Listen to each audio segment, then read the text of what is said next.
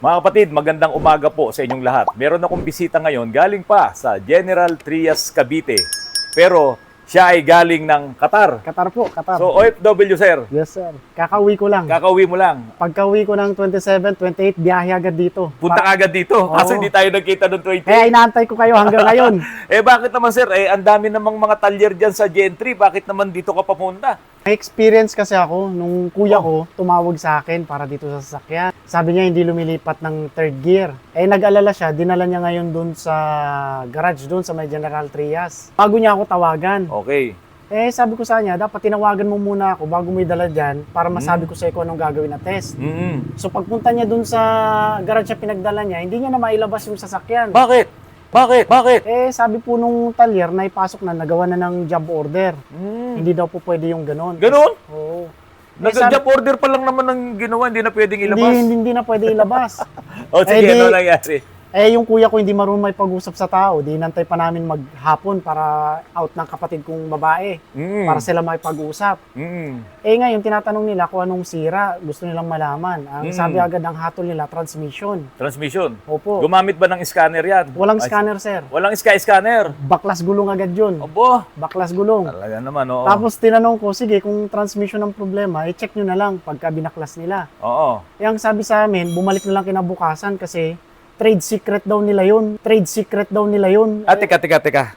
Iniwan nyo yung sasakyan doon, tapos sinabi sa inyo, bumalik kinabukasan, Pag natanggal na yung transmission. pag natanggal na. So ayaw nilang ipakita sa inyo yung pagtatanggal. Opo. Bakit kaya? Hindi ko nga alam, sir. Anong trade secret? Ayun, doon ko narinig yung trade secret.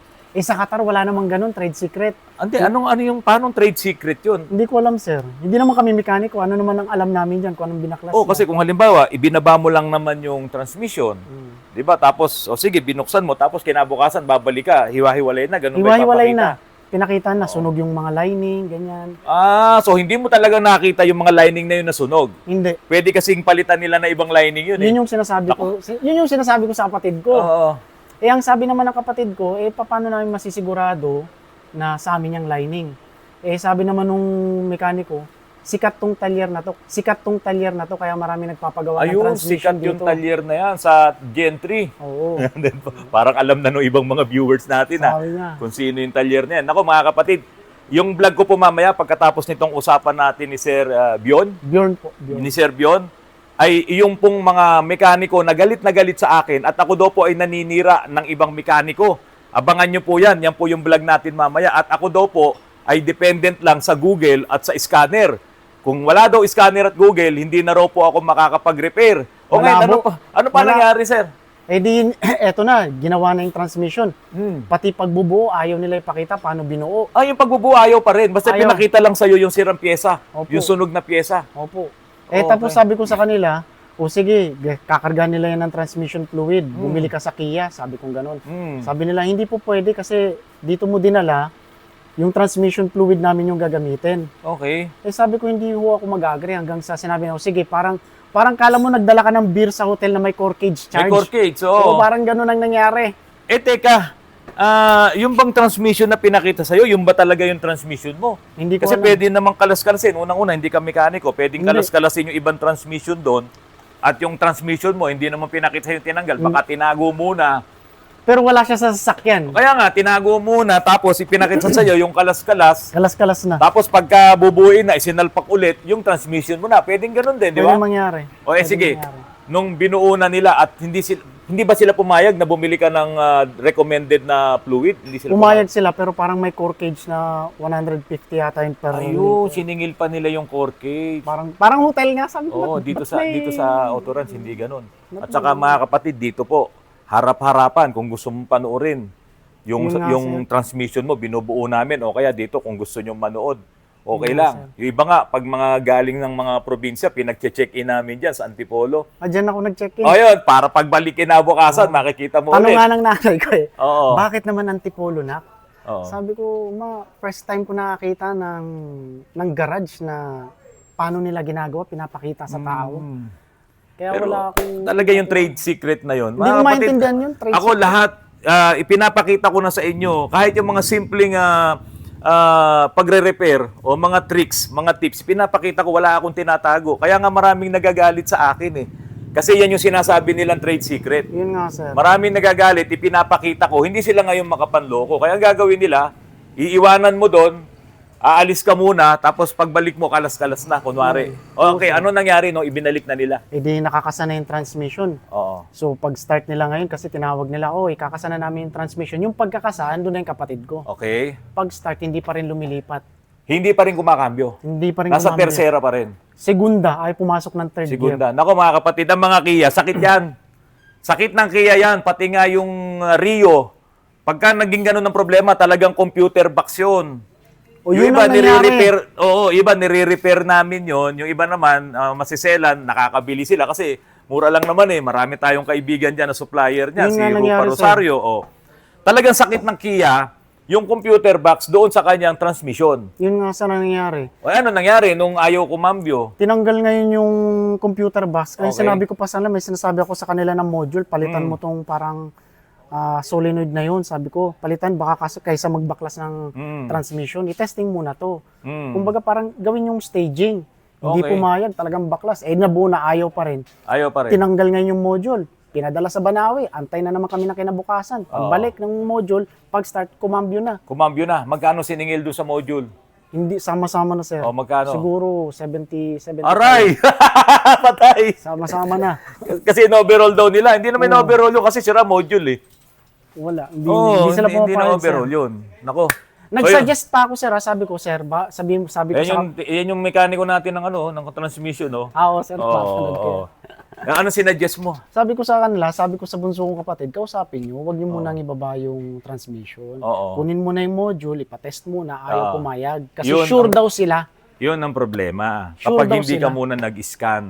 Tsaka kapag hindi kayo nakakagawa ng ibang mga unit, ibang mga models. Kasi ito, sa dami ng ginawa namin ito, yung mga Kia na yan, talagang nagiging problema niyan, yung kanyang TCM. Yun nga, sir. Nagluloko yan. Kia Rio, Sportage, halos lahat ng Kia. Halos pare-parehas kasi yung ginamit na doon na module eh.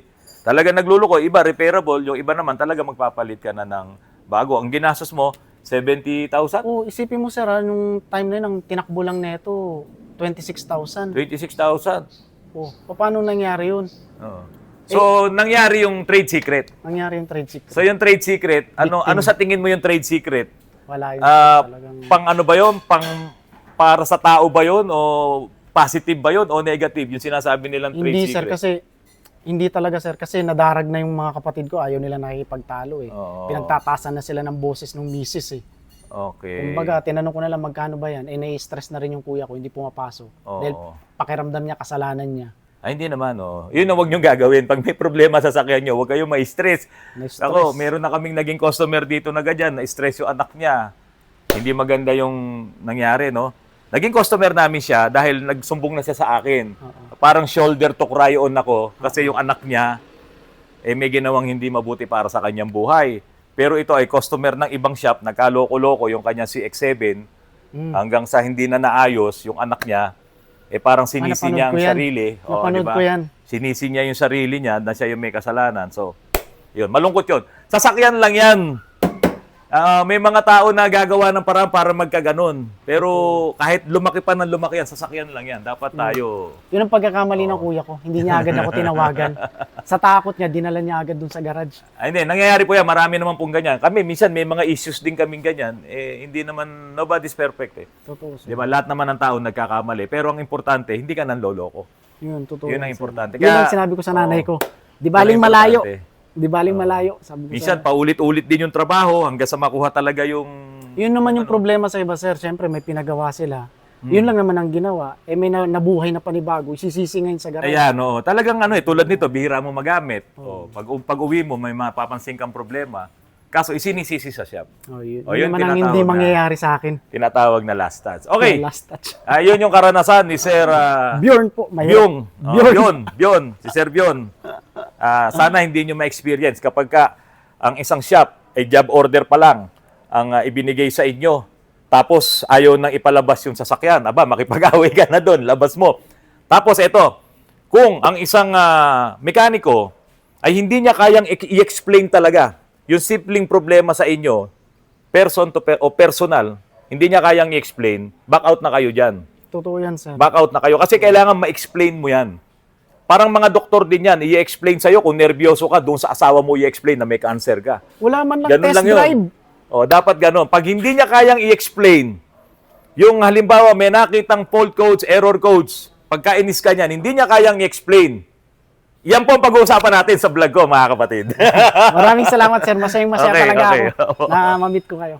Okay mga kapatid, napanood niyo po yung usapan namin ni Sir Bion, yung may-ari po nitong Kia na ginagawa po namin dito, na yung pala ang kahulugan ng trade secret ng mga mekaniko. O hindi ko nila lahat meron lang talagang ilang mga mekaniko na legit na mga shop pa ang gumagawa pala ng ganitong mga problema.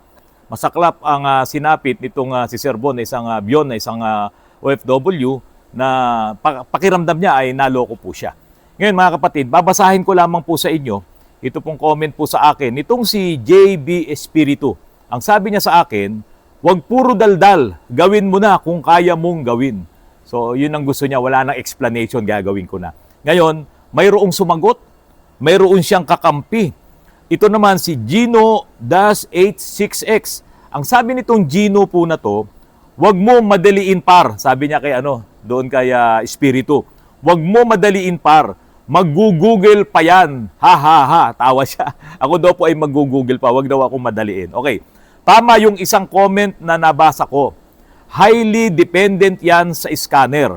Tapos i-google niya yung meaning. LOL. Ayun na. Dekada na daw siyang mekaniko pero di kayang mag-trace ng issue na walang Google at scanner. LOL. Tapos lakas magyabang na magaling siya sabay sisiraan yung iba. Okay, ako daw po ay highly dependent sa scanner. Totoo po yun. Dahil karamihan po ng mga ginagawa namin ngayon ay talagang mga mga modelong sasakyan na talagang nagre-require ng magandang scanner. Ito sigurong si Gino ay wala siyang scanner. Or kung mayroon man siyang scanner, ay hindi siya marunong gumamit ng scanner. Or kaya hindi niya ginagamit ang Google, itong si Gino ay mababa or baka wala siyang reading comprehension. Ano po ba yung reading comprehension? Kung paano mo iintindihin yung sinasabi sa Google, yung sinasabi ni AI, yung sinasabi ng social media, kasi English yun. Si Gino, malamang hindi siya nakakaintindi ng English, na kung halimbawa may mga words, mga technical words, mga sentences doon, na ito yung sinasabi, bla bla bla bla bla bla bla bla bla bla, hindi niya kayang intindihin, so masisira na yung kanyang trabaho. Kaya ang gagawin niya, nanonood siya ng mga vloggers na hinihintay lang niya na makita kung ano yung ginawa. Halimbawa, kami ni Mats Mechanic, nakita niya kung ano yung ginawa namin ni Mats Mechanic, itatago niya na yun sa isipan niya yun.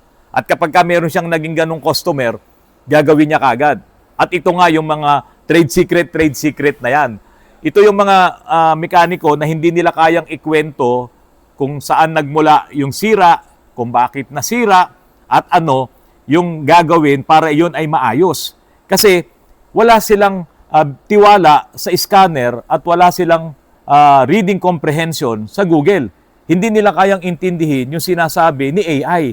Yan ang problema sa mga ganitong mga mekaniko. Alam niyo mga kapatid, kapag merong mekaniko na pinuntahan nyo at ang inyong sasakyan ay nagre-require talaga ng scanner, ma-scan kasi may mga check engine, di ba? Tingnan mo magkakaroon ng check engine ang sasakyan mo. Mag-a-appear yun doon sa dashboard.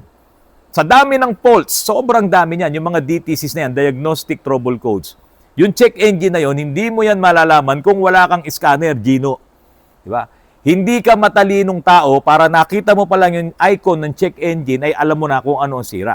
So siguro ang sasabihin niya, sige, i-drive yan. Di ba? O, susubukan ko, i-test drive ko yan. At malalaman mo na, hindi ako naniniwala sa'yo na kaya mong ganun, gawin lang ng ganun yun. Kaya nga itong si Sir Bion, no? Nagpagawa siya dyan sa General Trias Cavite, hindi daw iniscan, sinambahan, ibinaba daw yung transmission na ayaw ipakita sa kanya. At yun nga daw ay trade secret, hindi niya kailangan makita. Ngayon, pinagkalas-kalas, may pinakitang sunog na lining, binuo ulit, hindi pa rin pinakita sa kanila nung binuo. Kaya nga sabi ko, baka mamaya hindi yun yung transmission mo.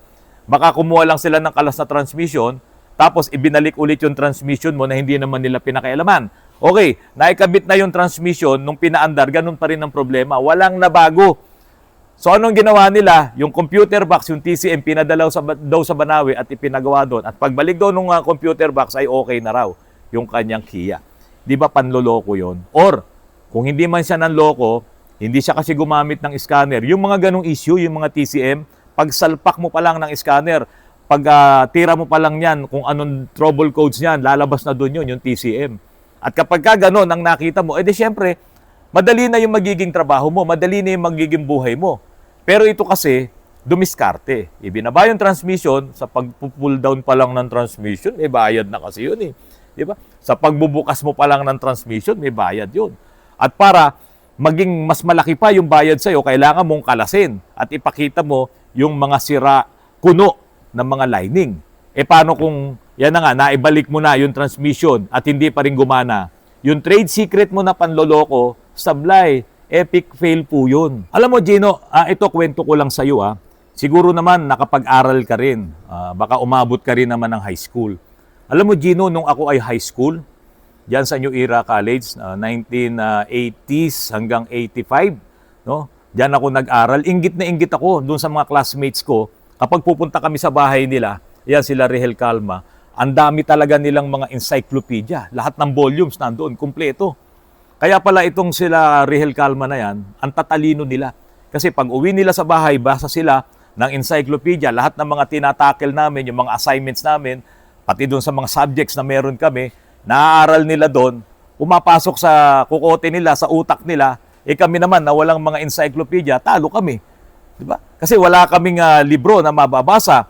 Kaya yung mga pamilya na mayroong encyclopedia nung araw, talagang halos lahat ng mga anak nila, kapag mabuti yung anak nila, talagang masipag mag-aral, matatalino po talaga. Kaya naalala ko pa noon inaabot ako ng gabi nung high school, pupunta pa ako sa library para gumawa ng assignment. Kasi nung nag-aaral ako ng high school, ang mga parents ko, ibang mga kapatid ko nasa probinsya, ako lang ay nakikitira sa mga pinsan ko. Talagang krisis na krisis. Pambili ng libro, wala ako. Kaya ang nangyayari na lamang sa amin, sa akin, ay pupunta ako sa library, gagawa ako ng assignment, at sa kinabukasan, ayun, meron na ako may sasagot. Kung minsan, pag hindi ko nagawa yun, ade palakol ang mangyayari sa akin. Ano ba yung palakol? 7. So, pwede kang magsimula sa 70 hanggang 79. Yun ang mga grades mo. Pero sa kabutihang palad, mga kapatid, Gino, nung ako'y nag-take ng National College Entrance Examination, nung ako'y 4th year high school, nakakuha ako ng grado na 84. Kaya ako ay nakapasok sa engineering. No? Ikaw, Gino, dahil sa wala kang tiwala sa Google, wala kang tiwala sa AI, wala kang tiwala sa scanner, talagang wala kang mararating. Alam mo, Gino, ito magalit na po yung mga gustong magalit sa akin. Kapag mahina ang reading comprehension mo, or hindi mo talaga kayang gumamit ng scanner, hindi mo naiintindihan kung paano gamitin yan, at hindi mo rin naiintindihan ang sinasabi ni Google, ni AI, pati ibang mga platforms, hindi mo naiintindihan, ang IQ mo, ito lang. Di ba? Ngayon, yung mga mekaniko na katulad namin na gumagamit nito, dito namin ibinabase ngayon lahat ng mga troubleshootings kasi nga halos lahat naman ng mga sasakyan ngayon ay electronics na. Siyempre, masasabi namin na medyo ang IQ namin ay mataas kasi iniintindi namin lahat ng aming binabasa at lahat ng aming inaaral.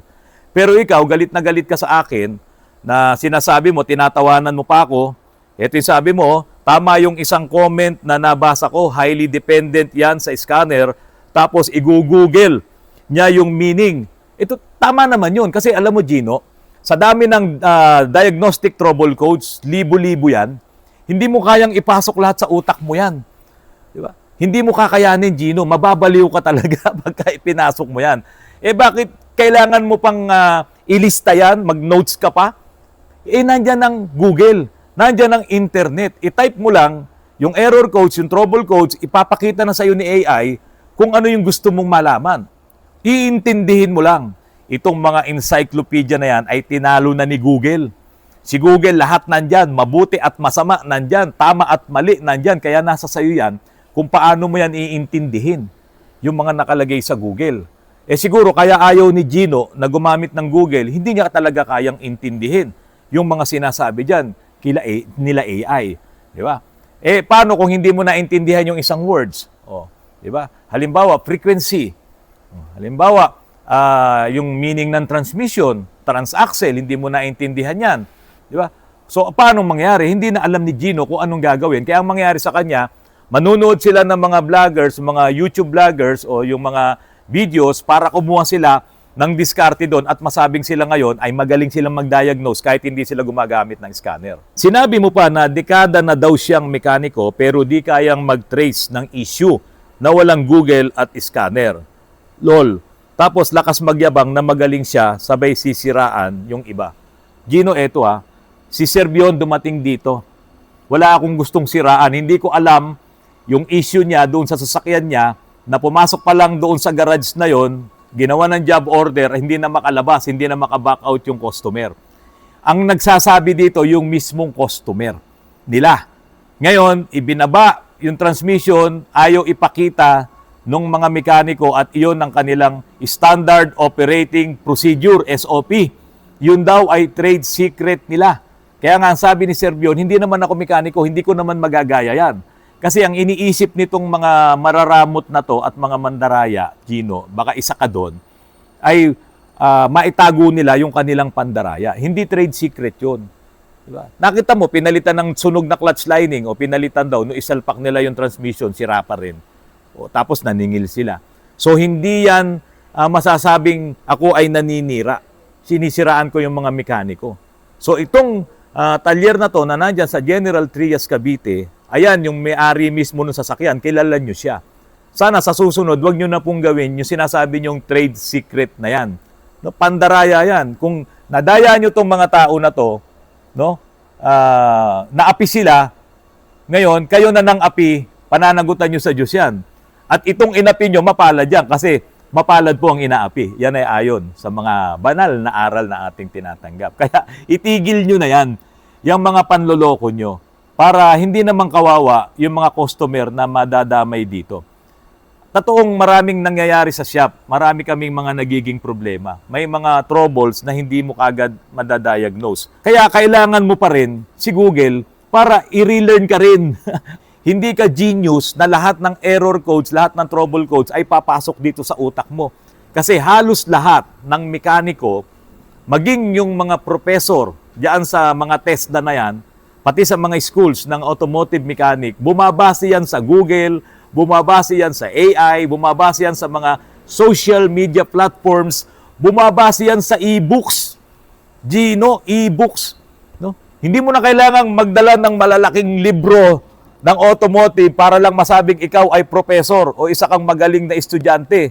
Ang dadalin mo na lang ay cellphone na magandang klase para makapag-download ka ng e-books at doon mo na babayaran yon. Or kung kinakailangan, pwede kang magkaroon ng mga pre-downloads. Kaya napaka-importante ng internet, napaka-importante ng Google, Gino. Kung hindi ka naniniwala dito at malaman ng customer mo na hindi ka naniniwala sa internet, hindi ka nagbubukas ng internet, tatalikuran kanila at hindi na sila magpapagawa sa'yo. Kasi sigurado ang IQ mo ganito lang. Sorry to say. No? Kasi yung tamang ginagawa ng magaling na mekaniko ay ginagawa namin. Marami kaming ganyan. Nag-aaral kami dahil ang pagmemekaniko ay never ending yan. Walang katapusan yan.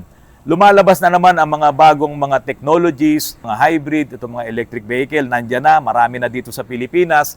Kung hindi ka magbubukas ng internet mo at maghahanap ka ng mga e-books, maghahanap ka ng mga tutorials pagdating dyan sa mga electric vehicle, mga hybrid na yan, at yung mga modern safety pictures ng mga sasakyan, kung hindi ka gagamit ng internet, kawawa kang bata ka, Gino. Baka matanda ka na, kaya ganyan. Medyo ginandahan mo lang yung pseudonym mo dito sa Google. Pseudo to no?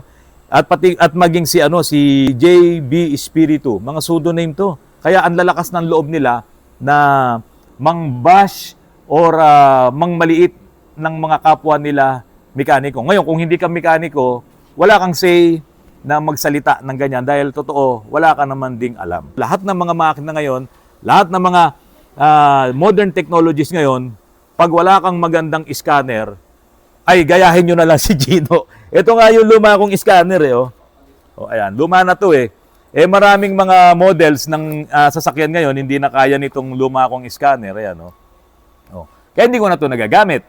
Bumili ngayon ako ng bagong scanner. At meron pa po tayong parating na isang bagong scanner na mas modern.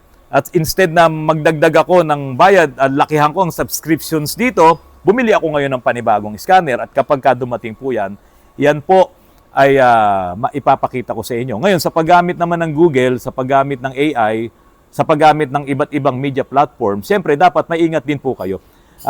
I-investigate natin lahat. Kasama doon sa aktual na pagmemekaniko natin, kasama yan. At yung mga nababasa natin sa Google, yan ay reference lahat. At kung na-perform mo naman yon at naging okay, ade success po yun. Na-perform mo yun at hindi naging okay, marami ka pang makikita. At ang pinaka-importante po, mga kapatid, marami kang kaibigan ng mga mekaniko, yung mga tunay na mekaniko. Kaya itong si Gino at itong si JB, ito yung mga hindi itong mga mekaniko. Wala itong kaibigan ng mekaniko. Kasi nagnanakaw lang sila ng kaalaman. Nagnanakaw sila ng style. Tapos sasabihin nila, trade secret. Pero teka muna, kayo ba ay may mga business permit? Kayo ba ay mayroong rehistro sa DTI, Department of Trade? No, baka mamaya wala kayong rehistro sa DTI tapos trade secret pa kayo. Okay, mga kapatid, maraming salamat sa patuloy na pagtangkilik nyo po sa aking channel. Ilang oras na lamang ang nalalabi. Sasapit na po ang bagong taon. Iiwan na natin ang 2025. Sa inyo, Gino at JB, magbago na kayo. Hindi po ako naninira ng mekaniko. Kayo po yun ang nagse-self-destruct kapag po kayo ay nagtatrabaho. So paano kayo makaiwas sa self-destruction ng inyong sarili? Mag-aral po kayo. Hindi pa huli ang lahat para kayo po ay maging magaling na mekaniko. Mga kapatid, magandang hapon at maraming salamat po sa inyong lahat.